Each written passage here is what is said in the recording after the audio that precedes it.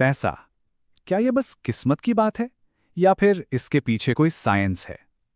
आज इस स्रोत सामग्री के आधार पर हम पैसे को लेकर हमारी कुछ सबसे बड़ी गलतफहमियों पर सवाल उठाएंगे। 117 अरब डॉलर, सोचिए जरा, ये अमेज़न के फाउंडर जेफ बेजोस की नेटवर्थ है। मतलब इतनी बड़ी रकम है कि हम सोच भी नहीं सकते। और दूसरी तरफ हैं हम आम लोग, जो अपनी नौकरी, अपनी सेविंग्स और बढ़ते खर्चों में ही उलझे रहते हैं। तो गुस्सा आता है ना ये सब देख के। मन में ख्याल आता है कि यार, ये तो बस लकी थे। और ये सवाल आना बहुत नेचुरल है कि आखिर इतना बड़ा फासला ये है कैसे। हाँ, ये फीलिंग थोड़ी निराशाजनक तो है। ऐसा लगता है जैसे खेल पहले से ही फिक्स्ड है। लेकिन क्या हो अगर ये पूरी सच्चाई ना हो? क्या हो अगर अमीर बनने का एक और ही रास्ता हो? एक ऐसा रास्ता जो सिस्टम से लड़ने का नहीं, बल्कि उसे समझने का हो। तो चलिए सबसे पहले अपनी सबसे बड़ी गलतफहमी को तोड़ते हैं, अमीर लोगों के बारे में। फिल्मों ने हमें जो दिखाया है और असल में जो डेटा कहता है, उसमें जमीन आसमान का फर्क हो सकता है। सोचिए, फिल्मों में अमीर लोग कैसे होते हैं? एकदम करप्ट, लालची, या फिर बस किस्मत वाले जो चांदी का चम्मच लेकर पैदा हुए, है ना? पर सच कहूं तो आंकड़े वो एक बिल्कुल ही अलग कहानी सुनाते हैं।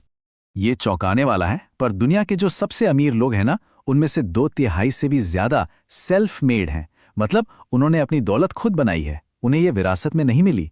ये जितने भी नाम हैं, ये सब एक बहुत ही आम बैकग्राउंड से आए थे और आज देखिए कहाँ पहुंच गए।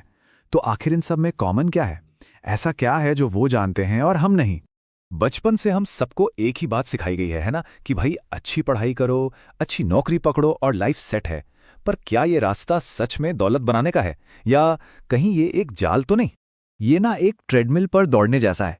जितना ज्यादा टाइम देंगे उतना ज्यादा कमाएंगे, सिंपल। पर कब तक दौड़ेंगे? क्योंकि टाइम तो लिमिटेड है ना। कभी सोचा है हमारा समय कितना कीमती है? ये वो अकेली चीज है जिसे हम और बना नहीं सकते।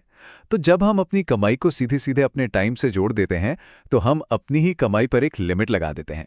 चलो एक छोटा सा हिसाब लगाते हैं। मान लीजिए कोई $20 प्रति घंटा कमाता है। जानते हैं उसे $1 मिलियन कमाने में कितना टाइम लगेगा?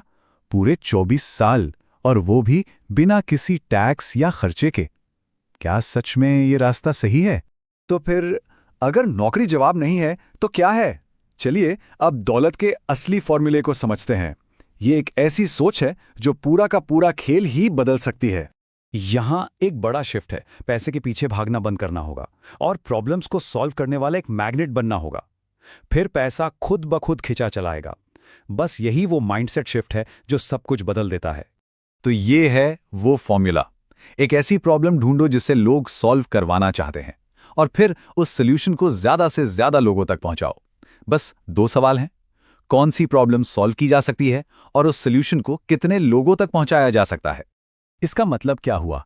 चलिए आसान भाषा में समझते हैं। एक डॉक्टर को एक सफाई कर्मचारी से ज्यादा पैसे क्यों मिलते हैं?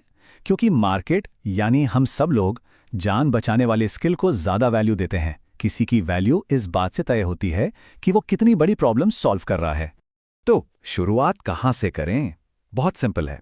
अपने आसपास लोगों की शिकायतें सुनिए।